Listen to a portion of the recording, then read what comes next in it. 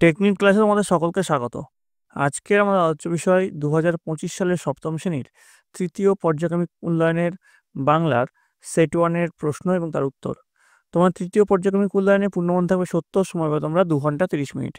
তোমাদের এর আগে তৃতীয় পর্যায়ক্রমিক মূল্যায়নের বাংলা, ইতিহাস, ভূগোল এবং বিজ্ঞানের রায় মার্টিনের প্রশ্নবিচিত্রার 4টে করে স্কুলের প্রশ্ন এবং তার উত্তর করানো হয়ে গেছে। তোমরা যারা যারা দেখোনি তাই জন্য লিঙ্ক ডেসক্রিপশন বক্সে আছে, তোমরা সেখানে দেখে নিতে পারো। তোমাদের এই প্রশ্ন পর্ব শুরু করার আগে বলে রাখি, তোমরা যারা এই চ্যানেল নতুন আছো তারা অবশ্যই চ্যানেলটিকে সাবস্ক্রাইব করে নিও এবং পাশে থাকা বেল আইকনটি প্রেস করে দিও। তাহলে চলে আসছি আজকে প্রশ্নোত্তর পর্বে। দেখো, তোমাদের যে প্রথম যে প্রশ্ন সেটা হচ্ছে সঠিক উত্তরটি বেছে নিয়ে লেখো। 11টা প্রশ্ন থাকবে, প্রতিটি প্রশ্নের মান 1। মধুহীন করুণা গো তব মন কোকোনদে। কোকোনদ শব্দের অর্থ, উত্তর হচ্ছে খ, লাল বর্ণের পদ্ম। 2 নম্বর, ড্যাশ পাঠায় ইশারা সবুজ ঘাস। শূন্যস্থানের সঠিক শব্দটি হলো গোয়ালে। 1.3, স্মৃতিচিহ্ন কবিতাটির কবি হলেন, উত্তর হচ্ছে কামিনী রায়। তারপর দেখো 1.4, পুরন্দরের ভাইয়ের নাম ছিল, উত্তর হচ্ছে ক, দিগ্বিজয়। 1.5, নরহরির ডাকনাম ছিল, উত্তর হচ্ছে গ, নুরু। 1.6, ননিমালা দেবী যার স্ত্রী সেজেছিলেন তিনি হলেন রামচন্দ্র মজুমদার। 1.7, নিচের যে বানানটি ভুল সেটি বেছে নাও, উত্তর হচ্ছে খ, ধূলিসাৎ। 1.8, নিচের যে নিয়মটি ঠিক সেটি বেছে নাও, উত্তর হচ্ছে ঘ, বিদেশি নামের ক্ষেত্রে হ্রস্ব স্বরচিহ্ন ব্যবহার করা বাঞ্ছনীয়। 1.9, শ্রীমান শব্দে যে প্রত্যয় আছে তা হচ্ছে ঘ, মতুপ। 1.10, পাকা প্লাস আমি পাকামি। এখানে আমি হলো, এখানে যেটা ঘ আছে দেখো বাংলা তদ্বিদ প্রত্যয়। 1.11, বইটাকে সরিয়ে রাখো, এখানে কে হলো, এটা হচ্ছে বিভক্তি, কে হলো বিভক্তি। এবার দেখো 2-এর দাগ, নিচের প্রশ্নগুলি উত্তর দাও, যে কোনো 13টি, প্রতিটি প্রশ্নের মান আছে 1 করে। প্রথম যে প্রশ্ন আছে, 21-এর কবিতায় গুলির আওয়াজ কোথায় শোনা গিয়েছিল, উত্তর লিখবে বিন্নি ধানের মাঠের ধারে।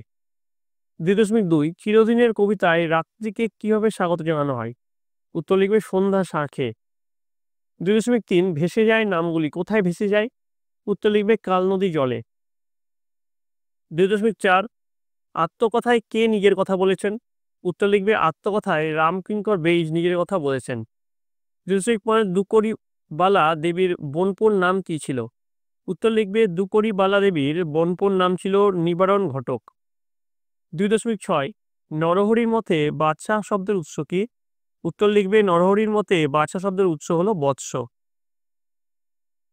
2.7, বাংলা বানানে গির্জা না লিখে গির্জা লেখা হয় কেন, অর্থাৎ গয়ে দীর্ঘি না লিখলে গয়ে হস্যি লেখা হয় কেন, উত্তর লিখবে হর্ষস্বর চিহ্ন ব্যবহারের জন্য।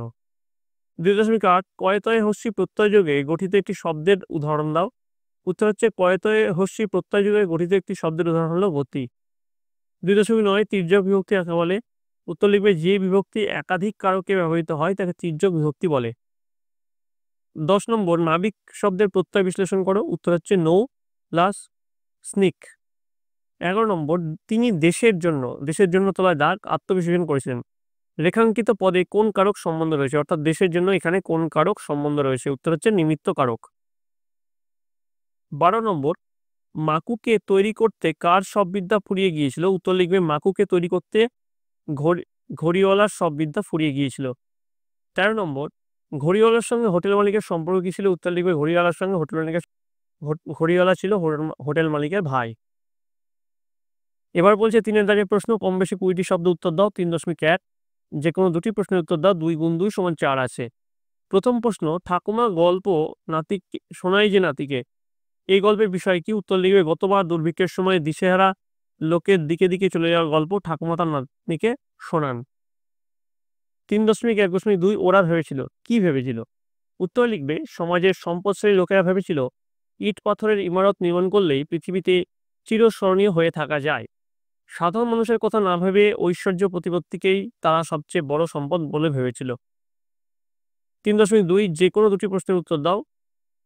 ননিবালা দেবী তক্ষুনি দরখাস্ত লিখে দিলেন, এই দরখাস্তের বিষয় কি ছিল, উত্তর লিখবে দরখাস্তের বিষয় ছিল যদি ননিমালা দেবীকে বাগবাজারে শ্রীরামকৃষ্ণ পরমহংসের স্ত্রীর কাছে রেখে আসা হয় তাহলে তিনি খাবেন। তারপর প্রশ্ন দেখো, ঘরের বাইরের ও ভেতরের দুটি করে খেলার নাম লেখো। উত্তর লিখবে, ঘরের বাইরে দুটি খেলা হলো লুডো ও দাবা, আর ঘরের ভেতরে দুটি খেলা হলো লুডো ও দাবা, আর বাইরের দুটি খেলা হলো ফুটবল ও ক্রিকেট। অর্থাৎ ইনডোর আউটডোরের কথা এখানে তোমাদেরকে জানতে চেয়েছে। এবার দেখো 3.3, যে কোনো একটি প্রশ্নের উত্তর দাও। প্রতিটি প্রশ্নের মান হচ্ছে 2 করে। কেমন করে বোঝা গেল যে হোটেলওয়ালাই নত অধিকারী? 2 নম্বর, তাকে চেনা যায় না, তাকে কেন চেনা যায় না? উত্তর লিখবে, সোনা মাকুকে, দেখো এটা হচ্ছে এইটার উত্তর 3.3.1 এর উত্তর। সোনা মাকুকে কাঁদার কল লাগিয়ে দিলে মাকু খুব কাঁদে, এত কাঁদতে পেরে মাকুর ভারী আনন্দ হয়। আনন্দে আত্মহারা হয়ে সে হোটেলওয়ালার দাড়ি খামচে ধরে লাফ দিয়ে উঠে দাঁড়ায়। সঙ্গে সঙ্গে হ্যাঁচকা টান লেগে হোটেল মালিকের দাড়ি গোঁফ খুলে যায়। তার চাচা সোনা ন্যাড়া মুখটি সবার কাছে প্রকাশ পায়। এইভাবে ছদ্মবেশ খুলে যেতে সার্কাস দলের লোকেরা নৌটো মাস্টারকে চিনতে পারে। এবার দেখো কম বেশি 150 শব্দ উত্তর দাও। 4.1, যে কোনো দুটি প্রশ্নের উত্তর দাও। 5 গুণ 2 10। চিরদিনের কবিতায় গ্রাম জীবনে যে ছবি প্রকাশিত হয়েছে তা নিজের ভাষায় লেখো। উত্তরে লিখবে, কবি সুকান্ত ভট্টাচার্যের চিরদিনের কবিতায় গ্রাম বাংলার পরিবেশে সাধারণ শ্রমজীবী কৃষিজীবী মানুষের জীবনযাপনের ছবি নিপুণভাবে তুলে ধরেছেন। পল্লী বাংলার মানুষের জীবন যেন নিঃশ্রেষ্ঠ সুর ও ছন্দে বয়ে চলে। পাখির কলকাকলিতে তাদের দিন শুরু হয়। সারাদিন কৃষকেরা মাঠে ফসল উৎপাদনে ব্যস্ত থাকে। কামার, কুমোর, তাঁতি প্রত্যেকেই তাদের নিজ নিজ কাজ নিয়মিতভাবে করে যায়। গ্রামের বধূরা শাঁখের শব্দে দ্বীপের আলোয় রাত্রিকে স্বাগত জানায়। সন্ধ্যাবেলায় বুড়ো বটতলায় জড়ো হয় গ্রামের মানুষ। আকাল দুর্ভিক্ষ তাদের বারবার বিপর্যস্ত করলেও সোনার ফসলের স্বপ্ন তাদের আবার আশার আলো দেখায়। 2 নম্বর, স্মৃতিচিহ্ন কবিতার মূল বক্তব্য নিজের ভাষায় লেখো। উত্তর লিখবে, পৃথিবীর ইতিহাসে তারাই চিরকাল বেঁচে থাকেন যারা নিজ গুণে নিজের নাম মানুষের হৃদয়ে খোদাই করে রেখে যান। প্রকৃত জ্ঞানের আলোকে আলোকিত হয়ে যারা মানব কল্যাণে নিজেদের নিয়োজিত করেন, তারাই পৃথিবীর ইতিহাসে মানুষের মনের মধ্যে স্মরণীয় হয়ে থাকেন। শুধুমাত্র ঐশ্বর্যের বিনিময়ে যারা সৌধ নির্মাণ করে নিজেদের নাম স্মৃতিতে রেখে যেতে চান, স্বাভাবিকভাবেই কালের নিয়মে তাদের এই সৌধ ধ্বংস হয়ে যায় এবং তাদের কেউ মনে রাখে না। ইতিহাস তাদেরই মনে রাখে যাদের আসন মানুষের হৃদয়ে। এবার দেখো 4.2, যে কোনো দুটি প্রশ্নের উত্তর দাও। 5 গুণ 2 10 আছে। চিন্তাশীল নাটকের নরহরি চরিত্রটি সম্পর্কে তোমার মতামত লেখো। উত্তর লিখবে, রবীন্দ্রনাথ ঠাকুরের চিন্তাশীল নাটকের প্রধান চরিত্র নরহরি সকলের সমস্ত কথাতেই ভাবতে বসে। শব্দার্থ পরিবর্তন, শব্দের যথার্থ প্রয়োগ, তাছাড়া চারিপাশের খুঁটিনাটি বিষয় নিয়ে সে সারাদিন ভাবতে থাকে। তার মা ছেলের এই অবস্থা দেখে কাশিবাসি হতে চাইলে সে সঙ্গে সঙ্গে রাজি হয়ে যায়। কিন্তু যখন তার মা তাকে টাকার বন্দোবস্ত করতে বলেন, তখন সে ভাবতে থাকে। সে ভেবেছিল তার মা কাছে চলে গেলে সে নিজের মতো বসে বসে ভাবতে পারবে। কিন্তু যখনই তাকে টাকার বন্দোবস্ত করতে বলা হয়, তখনই আবার সে ভাবতে বসে। কারণ তাকে কাজ করতে হবে, নিজের ভাবনাকে সরিয়ে টাকা জমা করতে হবে। আসলে নিজের ভাবনাকে নিয়ে থাকতেই সে ভালোবাসে এবং তাকে অত্যন্ত অলস প্রকৃতির বলেও মনে হয়। তারপর প্রশ্ন, নন্দীবালা দেবী সবই অস্বীকার করতেন। নন্দীবালা দেবী কোন কথা অস্বীকার করতেন? তার ফলশ্রুতি বা কি হতো? উত্তর লিখবে, স্বাধীনতা সংগ্রামী কমলদাস দাশগুপ্ত রচিত স্বাধীনতা সংগ্রামে নারী নামক গদ্যাংশে পেশোয়ারের গ্রেপ্তারের পর পলেরা রোগাক্রান্ত নন্দীবালা দেবীকে কাশী জেলে আনা হয়। সেখানে তাকে জিজ্ঞাসা করা হতো যে তিনি বিপ্লবীদের চেনেন কিনা, তারা কোথায় আছে তা জানেন কিনা। কিন্তু নন্দীবালা দেবী সবকিছু অস্বীকার করতেন। তিনি বলতেন তিনি কাউকে চেনেন না, কিছুই জানেন না। এর ফলশ্রুতিস্বরূপ পানিশমেন্ট সেল বা শাস্তি কুঠুরিতে পুলিশ সুপারিনটেন্ডেন্ট জিতেন ব্যানার্জি নন্দীবালা দেবীকে 3 দিন প্রায় আধ ঘন্টা করে ধরে তালাবন্ধ করে আটকে রাখতেন। সেলটিতে দরজা ছিল একটা, আলো বাতাস প্রবেশ করার জন্য কোনো জানলা ছিল না। আধ ঘন্টা পর নন্দীমালা দেবীকে প্রায় অর্ধমৃত অবস্থায় সেখান থেকে পাওয়া যেত, তবুও তিনি কিছু স্বীকার করতেন না। এবার দেখো 3 নম্বর, যে কোনো একটি প্রশ্নের উত্তর দাও। প্রতিটি প্রশ্নের মান আছে 5 করে। হোটেলওয়ালার জন্মদিনে উৎসব কেমন হয়েছিল লেখো। তারপরে প্রশ্ন দেখো, সবার মুখেই হাসি ফুটল, খালি সোনাটিয়ার মন খারাপ। সবার মুখে হাসি ফোটার কারণ কি? সোনাটিয়ার মন খারাপ হয়েছিল কেন? 3+2 এখানে আছে। এবার দেখো তোমাদের এই যে প্রশ্ন, এই প্রশ্নের উত্তরটা দেখে নাও। হোটেলওয়ালার জন্মদিন মহা সমারোহে পালন করা হয়েছিল। এই উপলক্ষে ঘন দুধের পায়েস, ভুনা খিচুড়ি, হরিণের মাংসের কোরমা প্রভৃতি সুস্বাদু খাদ্যগুলো হোটেলওয়ালা নিজে রান্না করে। সেই সঙ্গে ঘাস জমিতে সার্কাসের খেলা রাখানোর ব্যবস্থা করা হয়। সার্কাসের জন্তুরা জোলাপ খেয়ে অসুস্থ হয়ে পড়ে। ফলে মাকুর খেলা, সোনাটিয়ার নাচ গান দরাবাজির লোকেদের নানা খেলা আসর মাতিয়ে দেয়। জাদুকর যখন মগডাল থেকে পরিরানীকে নামায় তখন সবাই আনন্দে বিস্ময়ে হতবাক হয়ে যায়। এই আনন্দমুখর পরিবেশে মহা ধুমধাম করে মাকু আর পরিরানীর বিয়ে হয়। সবাই ঘাস জমিতে বসে সে অনুষ্ঠান বিশেষভাবে উপভোগ করে। এবার দেখো কিছু ব্যাকরণ দেখো, এক কথায় প্রকাশ করে যে কোনো চারটি। আগমনে যার কোনো তিথি নেই অতিথি, ইন্দ্রের হস্তি ঐরাবত, এক পাড়ার লোক পড়শি, ব্যাকরণ জানেন যিনি বৈয়াকরণ, স্বপ্নে শিশুর হাসি কান্না দেয়ালা। ৬ নম্বর, যে কোনো একটি বিষয় অবলম্বনে প্রবন্ধ রচনা করো কম বেশি ২৫০টি শব্দে। কি কি আছে তোমার জীবনের একটি স্মরণীয় অভিজ্ঞতা? একটি প্রাচীন জলাশয়ের আত্মকথা, পরিবেশ রক্ষায় ছাত্রছাত্রীর ভূমিকা। তো এখানে দেখো পরিবেশ রক্ষায় ছাত্রছাত্রীর ভূমিকা লেখানো হয়েছে, একবার দেখে নাও। আমরা যেখানে বাস করি তার পারিপার্শ্বিক অবস্থাকেই বলা হয় পরিবেশ। আমাদের সুস্থভাবে বেঁচে থাকার জন্য চাই উৎকৃষ্ট পরিবেশ। স্বাস্থ্যোজ্জ্বল পরমায়ুর জন্য সুস্থ পরিবেশের বড় প্রয়োজন। এতে ছাত্রছাত্রীর ভূমিকাটা দেখে নাও। পরিবেশ রক্ষায় ছাত্র সমাজের ভূমিকাও যথেষ্ট গুরুত্বপূর্ণ। ছাত্রদের জীবনটাই সুন্দর, পবিত্র, নির্মল। তারা নিয়মিতভাবে স্কুলের পরিবেশ সুন্দর ও পরিচ্ছন্ন রাখায় কার্যকরী ভূমিকা গ্রহণ করে থাকে। তাই সামাজিক পরিবেশ রক্ষায়ও তাদের এগিয়ে আসতে হবে।